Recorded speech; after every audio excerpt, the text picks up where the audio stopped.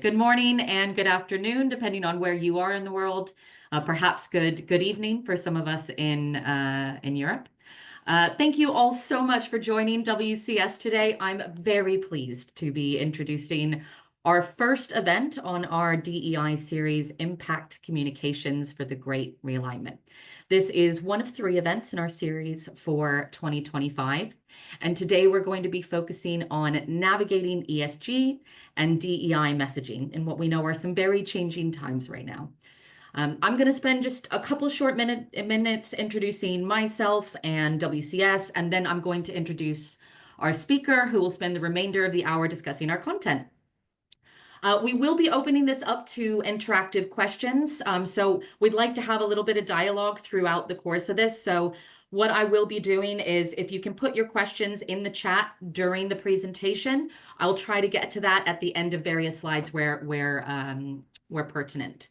And then if we do miss any, we are going to reserve 5 to 10 minutes at the end so that we can circle back and pick up on any of those missed. So who are we? Many of you on this call already know the answer to that, but for those of you new to us, we are WCS, Women in Cleantech and Sustainability, and we're a network of professionals who are supporting women in growing in the green economy and also making a positive impact on our environment. We do this in a number of ways. So we host monthly events, in person and virtual. We do annual mentorship programs, which we just recently kicked off. We also do TED-style WCS talks from industry leaders. And we also participate in many conferences and large industry events.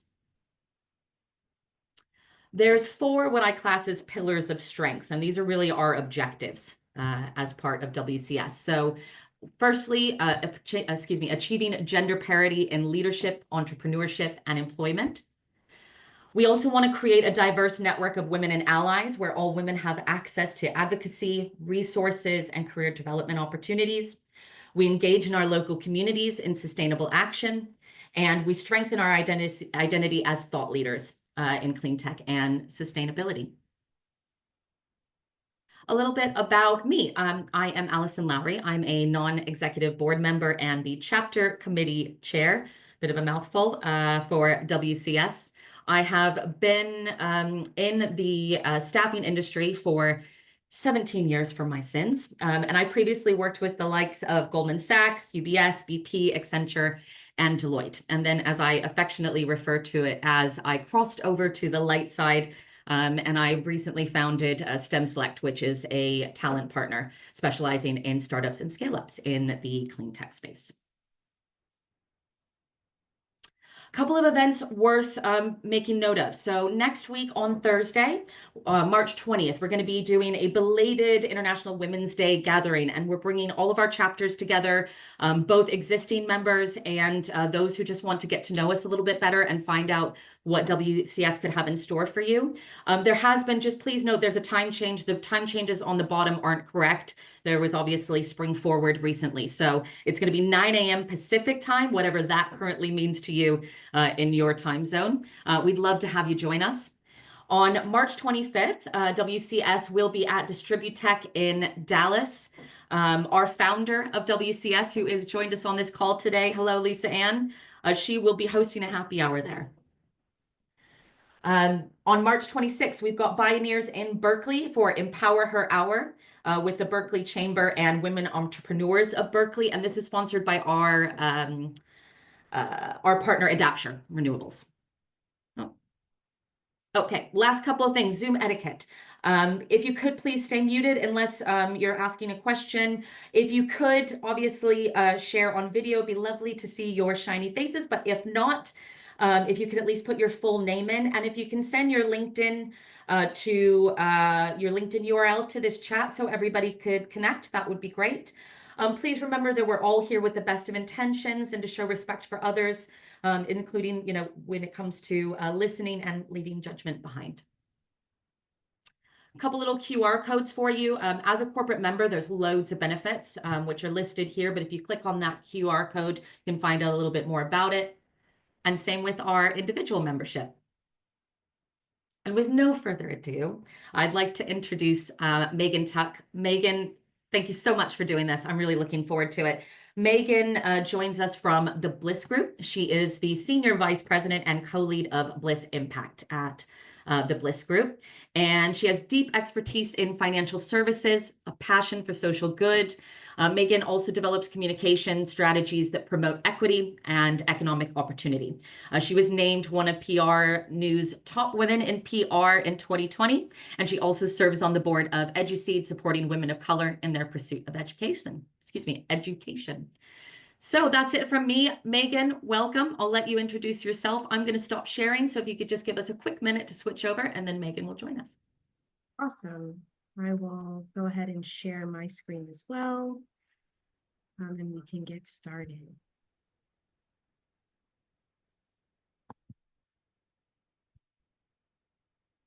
Okay. All right. So good morning. Well, morning for me.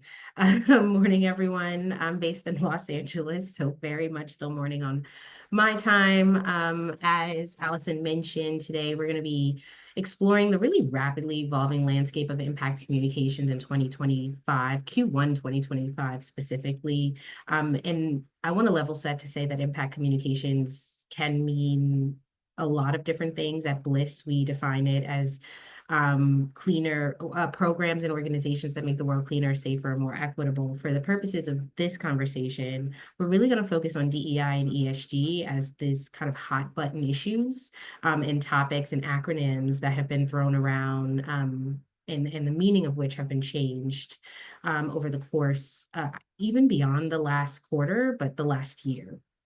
And what we're seeing right now is nothing short of really this fundamental shift, which points to, in some cases, a reimagining of how we as organizations have to connect with stakeholders in the environment that we're in surrounding DEI and ESG. And the changes we're experiencing can really be transformational in both good and bad ways. And that's what we'll be covering today, is how to navigate this transformation, really understanding the facts behind the transformation that is happening, how to ask some of the hard questions. What are the hard questions you should be asking? How do you stay true to your company brand and maintain your connection with your audience and your key stakeholders all at the same time? It's a lot to unpack. And so we're going to really narrowly, I'm coming to you today from the marketing and communications lens. So I've been in the marketing and communications business for about 15 years. I have, as Allison mentioned, my career really started in financial services, but I personally have a passion for and have studied wealth inequality and economic equity, and have made that really the focus of my work in the impact practice at the Bliss Group. Now, that's a little different from ESG, but there's really a lot of overlap here between economic equity, wealth inequality, DEI, and ESG as it pertains to how communities are engaged with our economy and are able to grow their wealth from an environmental perspective, from an individual people and working perspective, and via the governance of companies that get to make these types of decisions for their employees. So that's what the lens for today will be. I've included a QR code to our website if you would like to visit the Bliss Impact website, and my contact information underneath my photo if you would like to jot that down, and always happy to chat beyond today's presentation.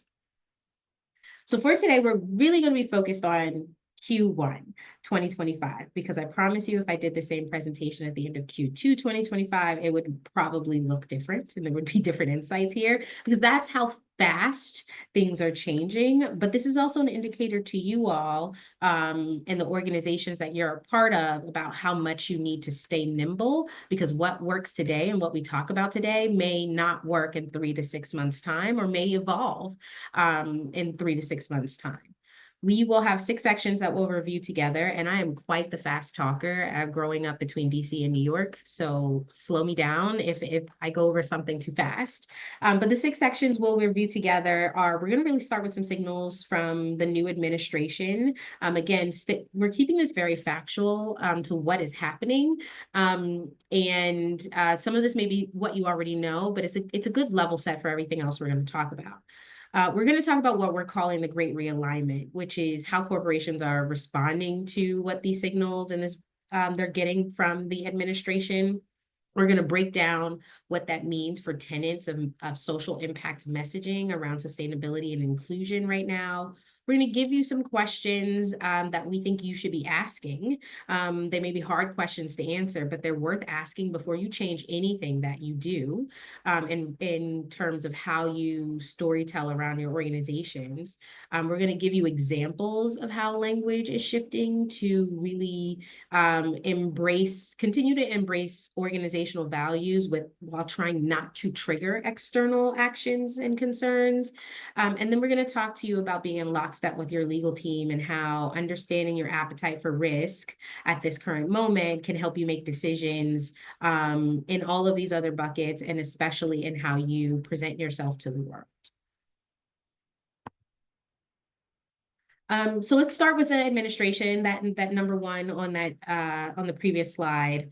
There's been a lot that's been implemented from the new administration that are significant policy shifts that aim to reshape the landscape that we're in. I want to be really clear that these shifts are primarily at the federal levels and impact federal organizations or contractors with federal organizations, rather than policy shifts that directly impact the private sector. But it is a lot of virtue signaling to the private sector. And there have been words for the private sector about what we will do, we being the new administration, if we can do. And this does two things. It emboldens some folks to try to take action now toward the private sector. We'll talk a bit about some local policymakers on the next slide that are doing just that. Some lawsuits that we're seeing being brought. And then it also creates an environment of anticipatory obedience. So the concept of anticipatory obedience is changing your behavior now before there is any legal requirement for you to do so, before there's any clear ramification, so that there are no ramifications later down the line. Anticipatory obedience is probably a bit of what the new administration wants to happen right now, as the language that they use can indicate that there could be ramifications coming down the line. But anticipatory obedience is really a choice that is made by individual organizations and companies. So I'll lay that out there. So let's highlight a few of the specific changes that we're seeing. Of course, there's been this really dramatic pivot in federal policy that started with a call for colorblind and merit-based society during the inaugural address for the Trump administration. And that call has been backed by some executive orders to cease DEI-related activities in the federal workforce, try to stop DEI or inclusive related requirements for federal contractors, and of course, for the Attorney General to recommend measures that encourage the private sector to make changes in DEI practice. As I mentioned before, there isn't specific law around this outside of the Civil Rights Act, which actually does encourage inclusive practices in organizations. But there's signaling there that if there is action that we can take to move in the other direction, that we will. And that's on the DEI front. Then on the sustainability and ESG front, the president has announced withdrawal from the Paris Climate Agreement, halting of Inflation Reduction Act funding. And these things are happening so quickly and could be reversed course just as quickly. But what these changes do is have a pretty significant ripple effect on how organizations are thinking about themselves and assessing the risk that they are in under the current administration, based on how they've spent the past years going to market around sustainability or DEI related programs and practices. So with that shift under the signals that we're seeing from the new administration, we've also seen new terms emerge. One we want to highlight is ESG discrimination. Now, if you had asked me 3 years ago what ESG discrimination means, I would probably give you a different definition than what ESG discrimination is being used to mean right now. So the example I want to give you around ESG discrimination is coming from two local state-based policymakers in Florida and in North Carolina that are around the farming and agricultural industry. And what these proposals aim to say is that there are some organizations in the farming and agricultural business who are being discriminated against by banks because their businesses are not adopting sustainable or green infrastructure, technology, equipment, or aligning with those banks' goals and beliefs around sustainability, carbon offsets, and the environmental and social impact of doing that work. So when you break it down, what they're saying is there is discrimination against companies for not being aligned with ESG practices that funders would prefer and aiming to protect those farmers. So this is really level setting that the way that the concept of discrimination is being used now is to say that some are being excluded because of what they choose to do or not to do, right? Now, you can argue on either about morally right or wrong, but this is the fact of the state that we're in, is that we may see more policies like this come up as we see this broader shift in how the administration is signaling to understand DEI and ESG, to frame it, to approach it, and the public discourse that's happening in response to it. So ESG discrimination is just one new term, and we may see others that aim to flip what we've understood as discrimination for so long on its head.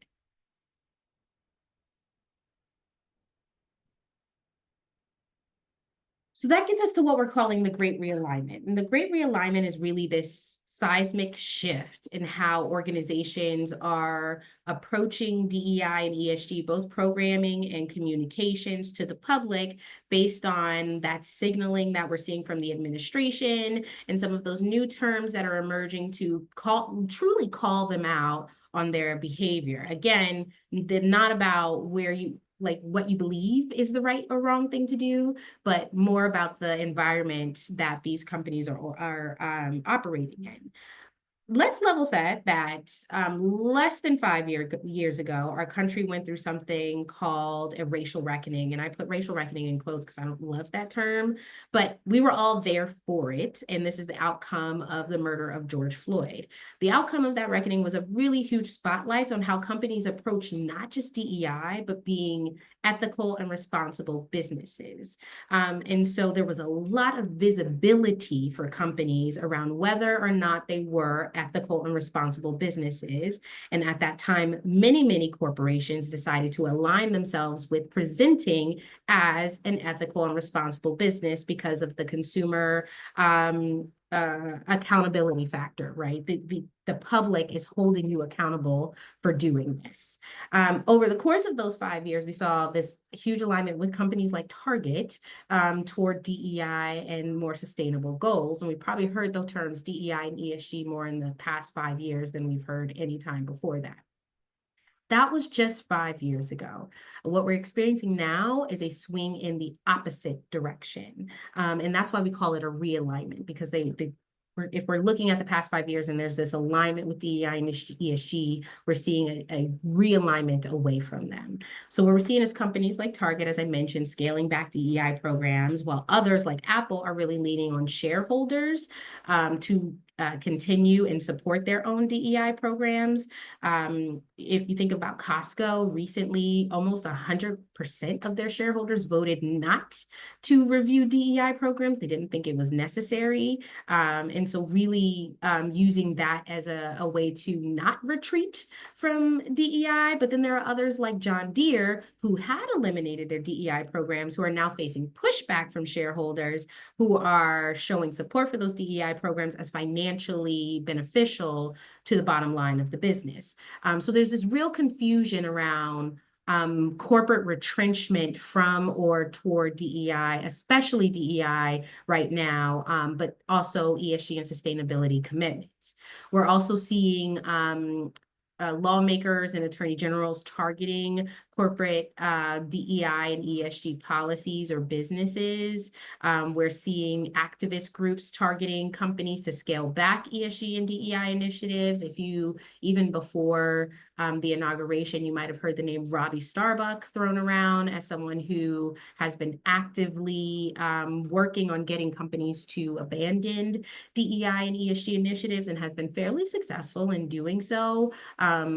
From that kind of the visibility standpoint of how vocal he can be and get public approval behind him. Again, this is just a perception versus a reality, but this perception that there's a public backlash is actually on either side of this. There's could be public criticism of DEI programs and ESG and sustainability programs. There's also public criticism of rolling back those DEI and ESG programs. So there is a realignment happening. It's quite confusing on where people are going to realign based on where they see their perceived risk. And in a couple of slides, we'll get into talking about how do you understand the real risk that you are facing.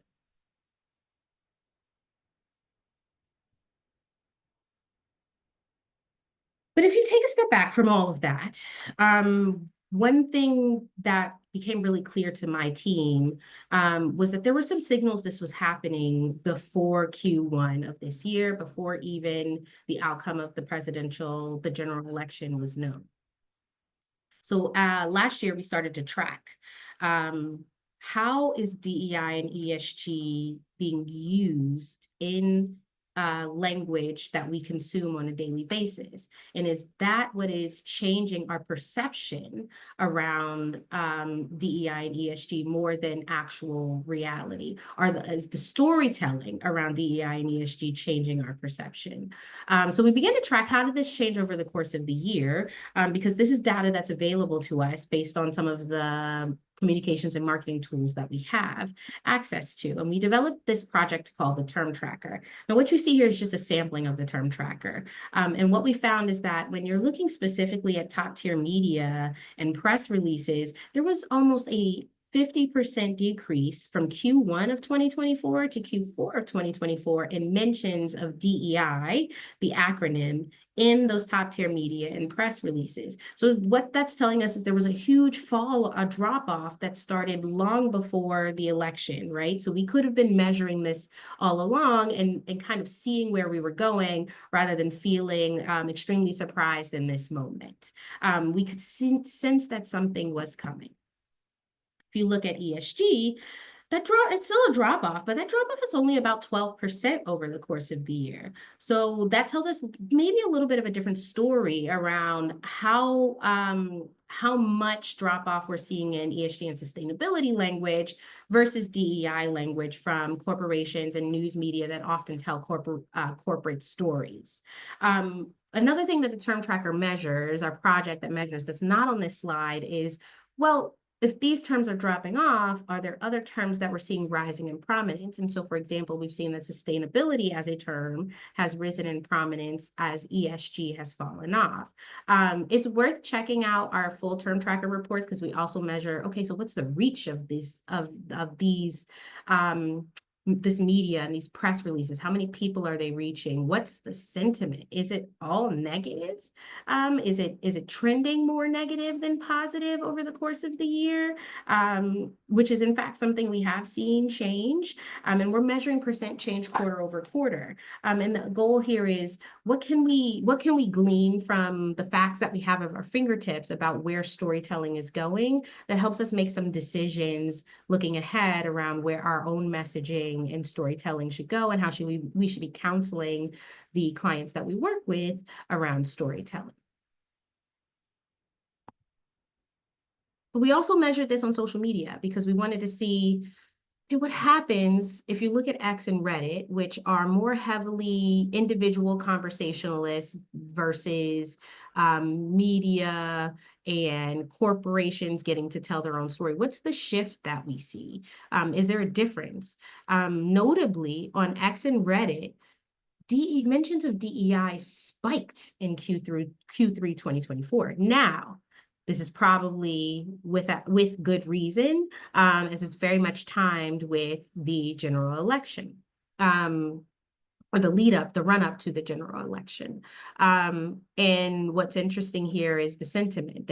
These were often marked as highly negative mentions over positive mentions. But what it does tell us is that while news and corporations are retreating from using the term DEI, there's a full consumer base that still very much cares about and is participating in this conversation.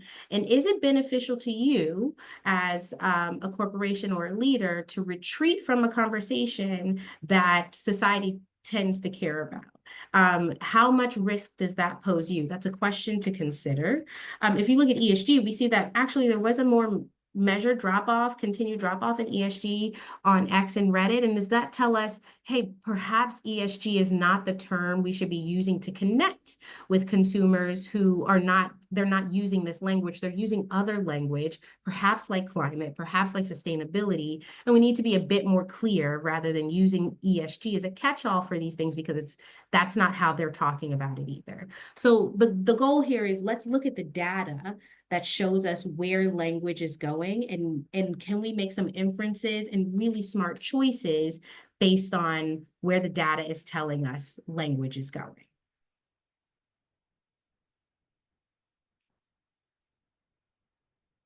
I'm going to pause there. Are there any comments or questions on that kind of, what are the facts of how things have shifted over the course of not just Q1, but the past year?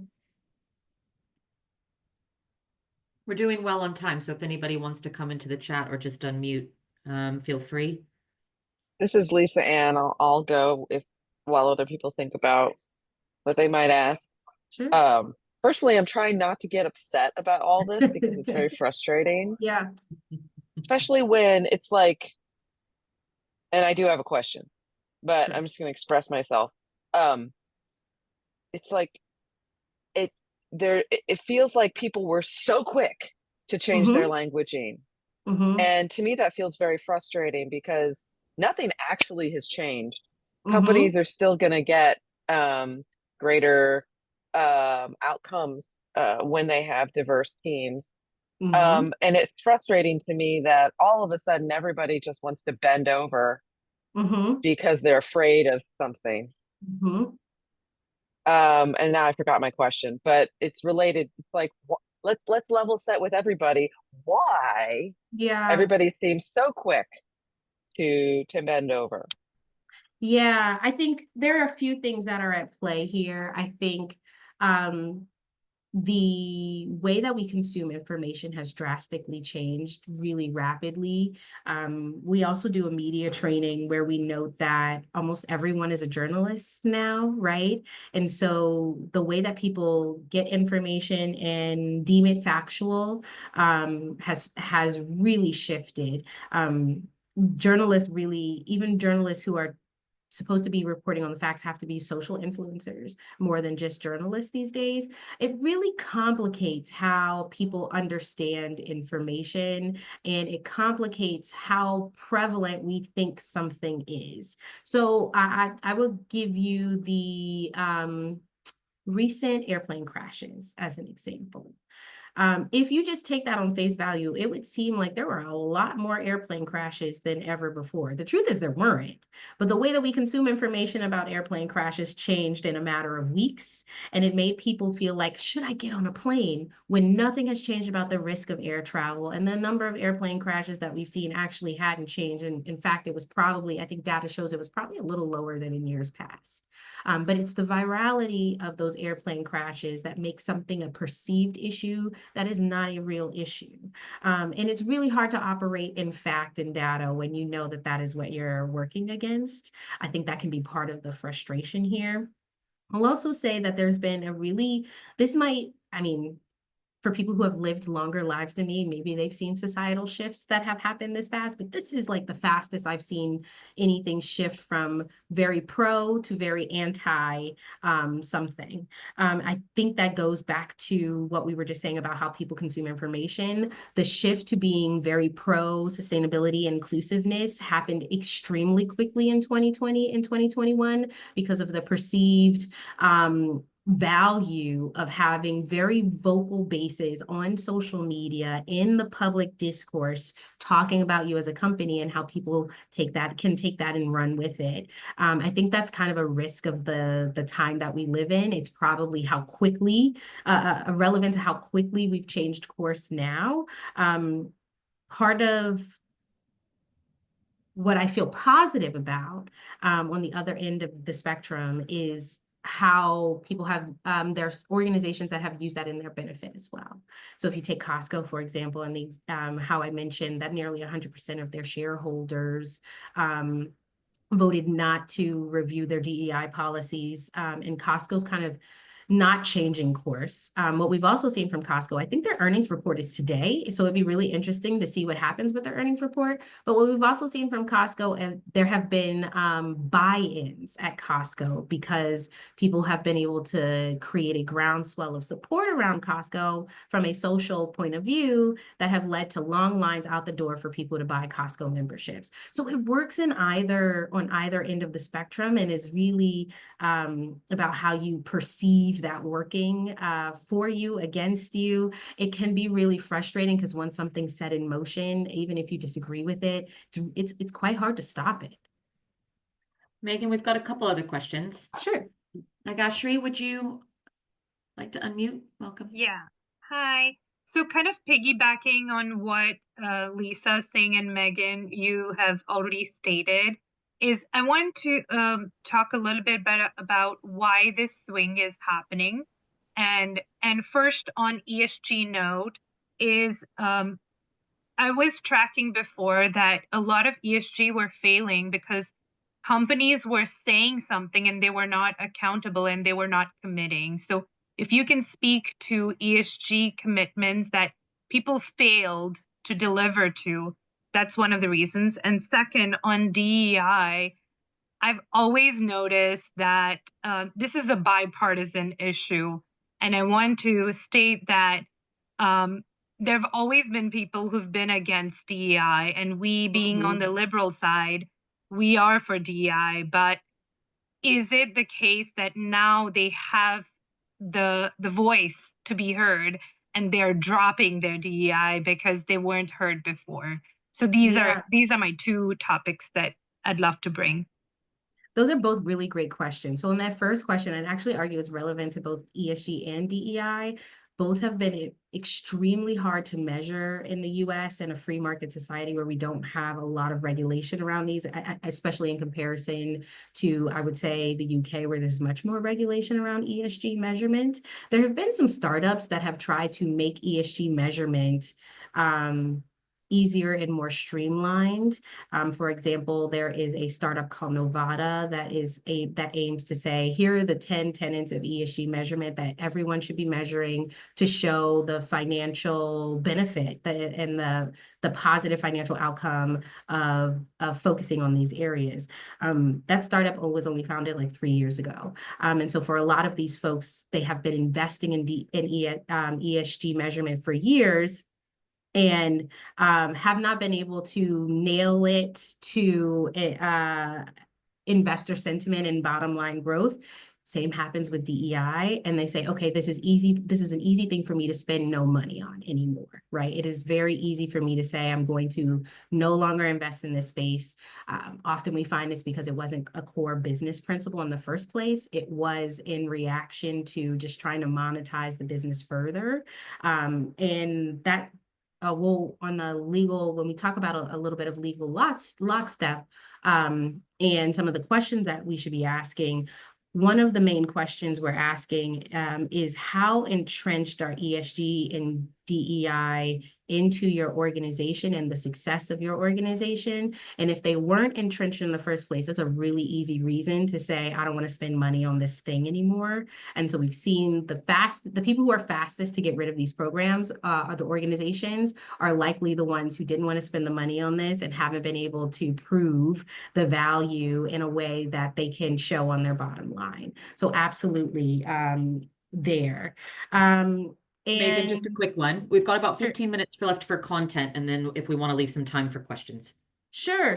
I want to, can you remind me what the second question that you asked was? You had asked two questions.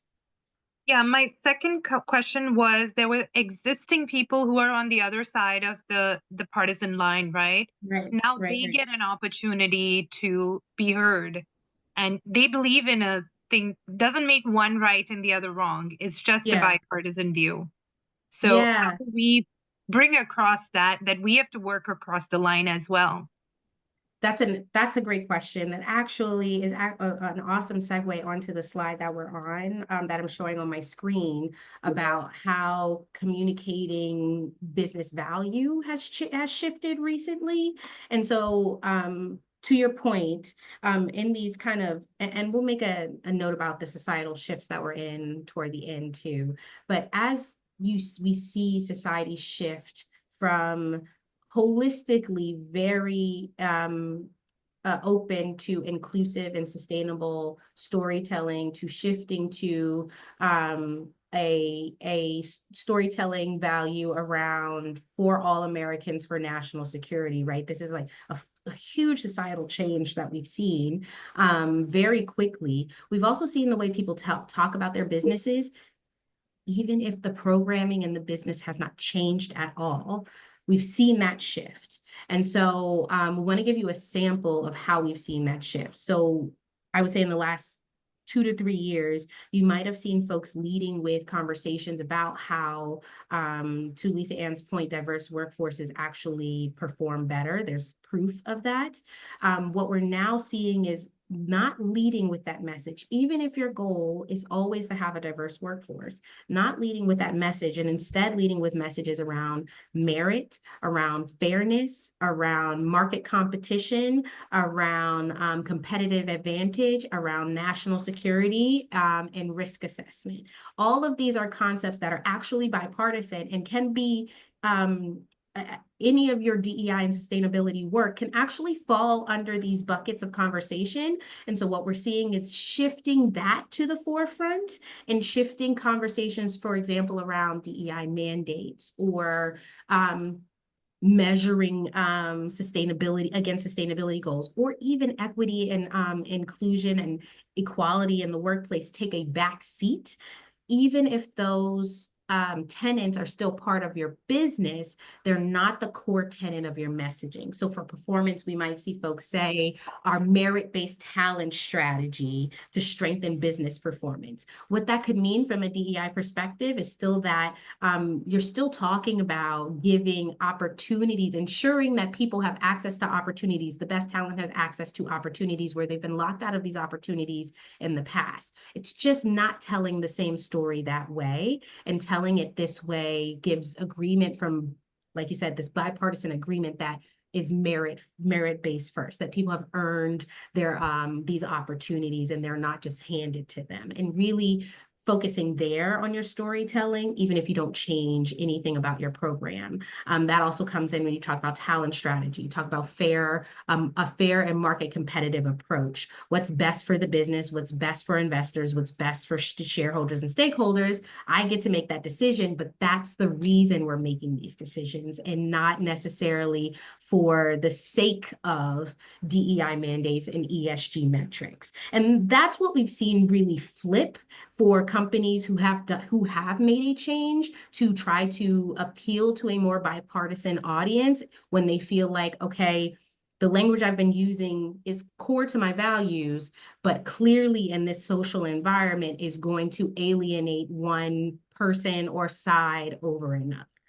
You can see that in every aspect, from operational efficiency to business resilience. Resilience is a big way that we've heard people talk about sustainability and climate that they haven't talked about or hasn't led the conversation in the past. Making sure communities are resilient, and understanding the risk that goes into assessing whether your business is resilient and can maintain, right? These are all leading, both sides of the aisle agree should be part of a free market capitalist society.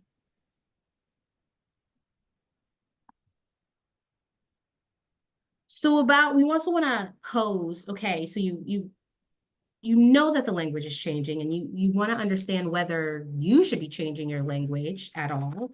There are a few core questions that are worth asking before you do anything differently from a communication or storytelling standpoint for your own organization. And the basis of these questions is a question that I mentioned earlier, which is how integrated are sustainability and inclusion practices into the success of your business. Now, these are really like big questions to ask, and they're not necessarily driven by marketing and comms. I think marketing and communications can give you measurement and data that will help you answer these questions, but a combination of these questions and what makes your brand voice and personality is what should be driving anything do you do from a marketing and comms perspective, whether that is to shift your language, as I showed on the slide above, or to not shift it at all. So the few questions here are really about what's resonating with stakeholders, what financial performance, positive financial performance can we prove, how authentic is this to our business? Are these siloed portions of our business, and our business could go on without any of these programmings, or are these core to our business and we've shown how integrated they are into our operational efficiencies and financial success? Starting with these questions, and this takes a combination of business units to answer this, right? This might take your CFO, your lawyer, and your CEO to be able to answer all of these questions effectively. But starting here is how you determine where you are in needing to shift your language. For example, you may say, we have measurable financial outcomes that are related to the way that we approach sustainability and to what our business does. Have we communicated those outcomes? Are those outcomes evident throughout all of our business? Is this our market advantage? And how do we go? Now we can make a decision on how we go forward in talking about that if we're able to answer that question first.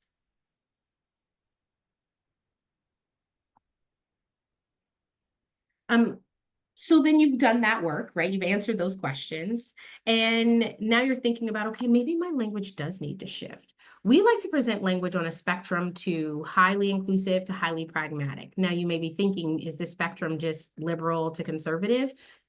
Not necessarily. I mean, you could view it from that picture, but not necessarily.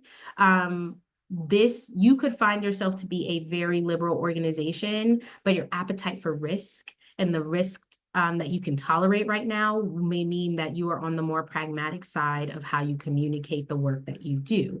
We'll talk in a couple slides about defining your appetite for risk.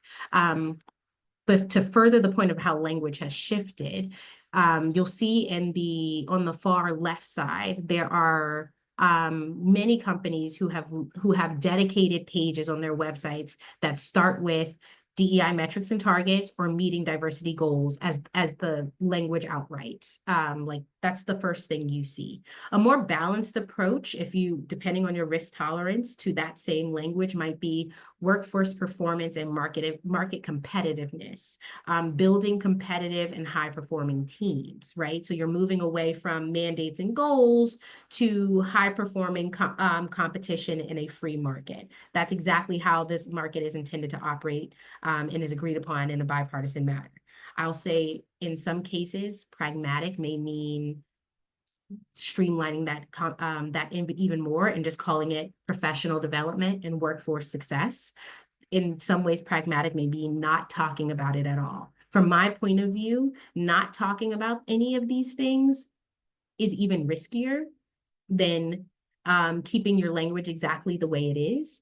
To me, that you risk alienating the audience that has grown to love you and know you for who you are by pulling that far away from language around DEI and ESG. That's my personal marketing opinion, but risk tolerance is what should be driving this. And talking to your legal teams about what your risk tolerance is a key step there. We want to give you the same examples around ESG and climate, right? Instead of saying our ESG goals, you may say our business resilience and risk management priorities. Even further, you may say just business resilience and risk objectives instead of priorities, right? It's lightening up that language at every step to say what's even less risky than talking about goals or priorities or metrics or mandates related to sustainability and inclusion is talking about these things as it relates to competitiveness and fairness in the market.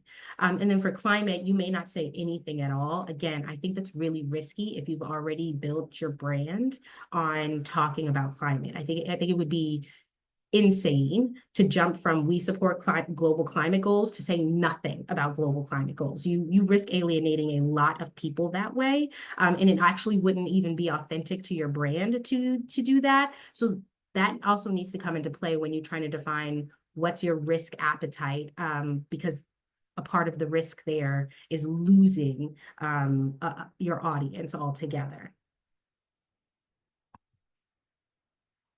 And then I just want to come back to measuring your legal lockstep. So as I mentioned at the top of this, there's not a lot that's new from the private market point of view around what's legal and not here. There are new lawsuits that have come up. So for example, I just saw a lawsuit for a financial advisory firm. A former employee of the financial advisory firm is bringing a class action lawsuit against that firm, saying that that firm uplifted Black financial advisors over white ones. That's a class action lawsuit that actually has no bearing in what is right from a private market standpoint and is more just about a civil right there, is someone being discriminated against.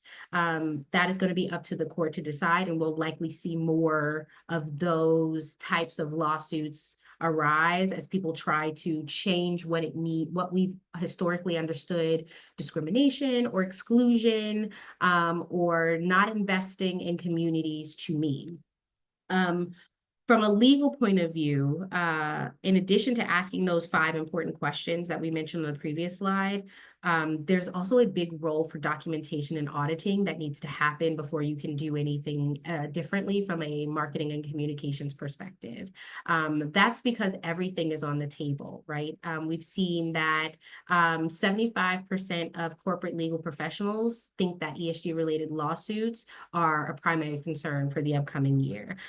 We've seen that a 60% surge in legal review requests for communication materials related to DEI since just December 2024 alone. And when we look at what those materials could be, that could be anything from your internal communications to other employees, even on Slack channels, to what's put in social media and public statements about your organization, what is included in your legal documents about your mission and vision statements. And so there's a step of documentation, editing, auditing that needs to happen across all of your channels of communication to understand what's the risk that you already are wearing from a communication standpoint, and what is your appetite for more or less risk based on the concept that you could be facing an ESG-related lawsuit somewhere in the future.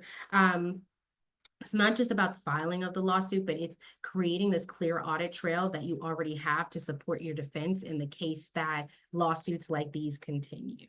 And this can drive how much you think about what your risk appetite is right now.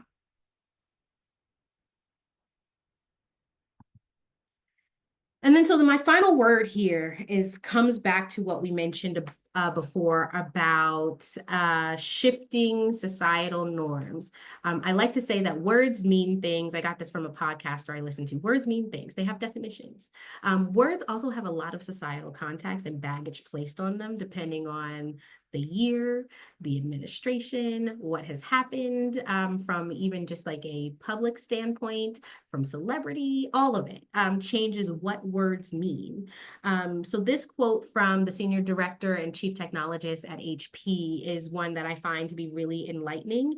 He says, look, we were using the term efficiency, and then we were using sustainability, and now we're back to using efficiency. And these are all to talk about the exact same thing. This is not to talk about anything different. It's all around the same topic. And HP has survived the swing from efficiency to sustainability to back to efficiency. And part of that is to really understand everything that we just mentioned to you about, like, what are the market dynamics you're working in? What should you change because it's authentic to your business? What shouldn't you change because it's authentic to your business? What's your tolerance for risk in terms of changing something or changing nothing? And if you just are really considerate about those questions and factors before you do anything from a marketing and communication standpoint, like I'm sure HP did, you're very likely to survive the societal swing. And maybe in 4 years, we will be hard swinging in a different direction, right? And what we want to do is get to that 4 years from now. Regardless of where you sit in your political beliefs, you want your business to survive. So this is all in consideration of how do you go with the swings in society, even if they're this fast paced. Thank you for that, Megan. 4 years. Can we say 2? We've got, a little bit less time than that, hopefully, fingers crossed. Annette, we missed you off on a question. Did you want to come into, if you can unmute and ask your question if you're still with us? There she is. Megan went ahead and actually addressed it.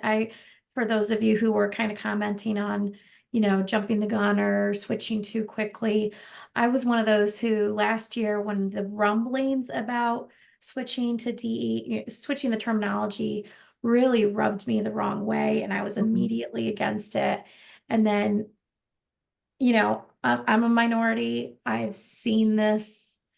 This isn't the first time that equality has faced these types of challenges. Yeah. And so with my committee and our efforts, we did do some rebranding, and I see how people might feel like we jumped the gun, but I also want to make sure that the work has the space it needs to continue.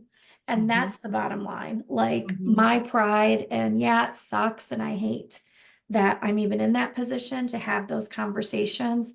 But at the end of the day, I don't care what you want to call it. But if whatever we need to do to make sure that we are being fair and equitable and diverse, you want to throw it under any bucket, do it. But I'm not going to stop the work. So that to me just made it more palatable. And rather than trying to fight a battle about an acronym, I believe in the acronym, but knowing that there's that much opposition, for me, it was like, you know what? We're gonna be more inclusive even in that, and continue the work. Like at the end of the day, I don't want to give anyone a reason to say that we can't continue the work we need to do, because that's the most important thing. Is I don't want our initiatives to get shut down. And if you want to call it something else, great, but we're still going to focus on that equality piece. So that was just my 2 cents. Megan, you kind of touched on that as well, but I understand everybody's different and has their opinions. I was in a different mindset last year, but for me, it was just about the work getting done. Yeah. But I'm in total agreement. I actually, in 2021, I joined a group that was all about holding advertising, marketing, and PR agencies accountable for maybe those DEI statements they made in 2020, and being like, okay, show us the proof, and show us the proof publicly. It was very hard for me personally to see that we're in such a different position now, 4 years later, 4 or 5 years later, where that's like the lowest thing on their radar. There's no way they're showing us the proof publicly of that right now, because of their own risk appetites, risk tolerance. But for me, I'm in total agreement with you if companies can understand that inclusive workforces are beneficial to their bottom line and do that work, that's what we want them to do. And look, call it a employee resource group, or call it a, I don't know, national security group. It doesn't matter to me, as long as the idea is that folks who are deserving of those chances get those chances, and they bring higher performance to your organization as a whole. We may not be able to tell that story that way right now without getting a lot of punchback. And to be honest, it's not always fruitful to engage in that kind of distracting, argumentative punching. I think the work being good, and the work being inclusive, and the work being sustainable has to be the number one thing that you're going after if you're thinking about, how do I communicate DEI and ESG right now? My 2 cents, right? That's not in these slides because the slides are fairly factual. That's just my opinion. We've got just a couple of minutes left. Was there any final questions? Really quick, the only other thing I was just going to say, to tie to what Megan was talking about, was we also, in this rebrand, we really it actually gave us an opportunity to tie the diversity and inclusion efforts directly to our core values. I mean, we have make it together, collaboration, that's part of our core value. Well, part of that is being respectful, understanding, and educated about the differences in the employee population. So it really actually gave us a chance to solidify our position with the company. So, if anybody's thinking of ways to reframe that, I'm just throwing it out there. And I will please share your details so people can link in as well if you haven't already, because it sounds like you've got some great ideas as well. Yes. And I will just add one more thing to what Annette just said.